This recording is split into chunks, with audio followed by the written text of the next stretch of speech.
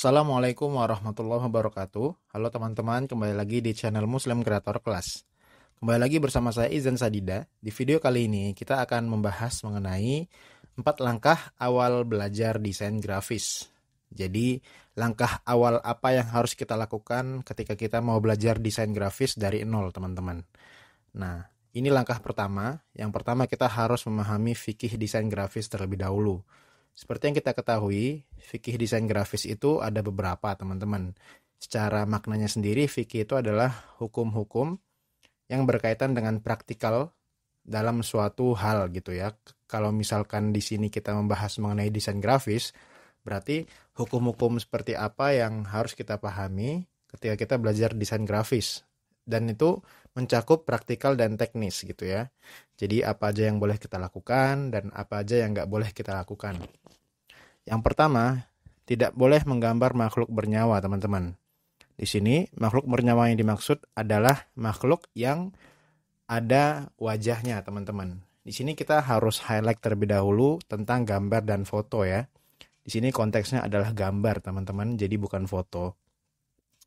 Untuk gambar dan foto sendiri berbeda ya. Kalau foto memang itu hasil jepretan dari kamera, dan untuk gambar sendiri itu memang hasil dari goresan tangan kita sendiri, hasil goresan dan tulisan kita sendiri, kita bentuk dari awalnya tidak ada menjadi ada.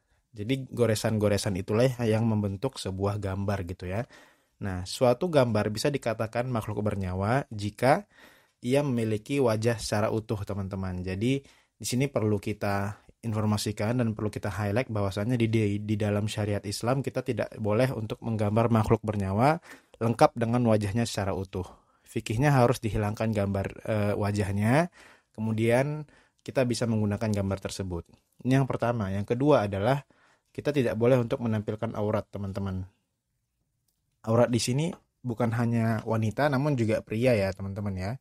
Banyak sekali gambar-gambar yang sebenarnya melanggar syariat tapi tetap ditampilkan. Seperti di dalamnya ada aurat, ada rambut wanita, ada tangan wanita, kemudian ada aurat laki-laki dan sebagainya. Ini perlu kita garis bawahi juga. Yang ketiga adalah menggunakan simbol kesyirikan atau agama lain. Misalnya kita menggunakan simbol agama Nasrani, kita menggunakan simbol agama Hindu, agama Buddha dan sebagainya. Kemudian yang keempat adalah kita tidak menggunakan aplikasi yang bajakan. Kita harus mengetahui aplikasi yang kita gunakan ini apakah halal atau enggak, bagaimana cara kita mendapatkannya dan sebagainya. Intinya kita harus tahu, kita nggak sekedar download aplikasi secara free seperti itu kalau kita memang tahu kalau aplikasi tersebut berbayar. Ini yang pertama, teman-teman. Yang kedua adalah memahami aplikasi desain yang digunakan beserta fungsi tools-tools yang ada di dalamnya. Nah, ini penting banget nih kalau misalkan teman-teman mau fokus di sebuah aplikasi desain tertentu. Misalkan kita mau fokus di Inkscape atau di PowerPoint atau di Pixel Lab atau di Affinity Designer dan sebagainya, kita harus mengetahui, kita harus memahami terlebih dahulu aplikasi tersebut secara mendalam, kemudian kita pahami tuh fungsi tools-tools yang ada di dalamnya dari mulai menu bar dan seterusnya. Kemudian yang ketiga, step ketiga adalah belajar fundamental desain seperti elemen dan prinsip desain. Nah, ini penting banget nih buat teman-teman. Kita harus tahu fundamental desain itu apa. Hal-hal apa yang harus kita ketahui di awal terkait dengan desain. Elemennya kita bisa pelajari cara membentuk elemennya seperti apa, kemudian prinsip-prinsip desain seperti layouting, seperti penggunaan kombinasi font, penggunaan warna dan sebagainya. Kemudian yang keempat atau step yang terakhir adalah kita praktek langsung dengan mendesain ulang karya orang lain. Nah, di sini juga penting banget. Banyak teman-teman juga yang bertanya, Mas, aku pengen belajar desain dari awal, tapi bingung belajarnya dari mana. Kok aku nggak bisa ya langsung ngasilin karya yang bagus seperti itu? Nah, jawabannya adalah teman-teman nggak perlu harus karya orisinal teman-teman sendiri dulu. Teman-teman bisa cari suatu karya, cari referensi lain, punya orang lain. Kemudian teman-teman desain ulang aja.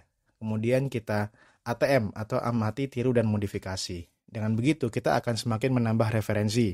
Wawasan kita akan semakin terbuka dan kita bisa menggunakan tools-tools, aspek-aspek, pattern ataupun beberapa style dan konsep yang diterapkan dalam karya tersebut yang nantinya akan kita praktekkan di dalam karya orisinil yang akan kita buat di kemudian hari. Seperti itu teman-teman, semoga bermanfaat. Semoga kita semua bisa belajar desain dari awal dengan baik, dan mudah-mudahan kita bisa menjadi desainer yang memang taat kepada Allah Subhanahu wa taala dan memiliki kualitas yang baik, tidak hanya dari segi skill tapi juga dari segi ketaatan kita dan kepatuhan kita terhadap syariat Allah Subhanahu wa taala. Terima kasih, semoga bermanfaat. Terima kasih sudah menyaksikan video ini. Jangan lupa like dan share ke teman-teman kamu supaya yang lain juga dapetin manfaatnya.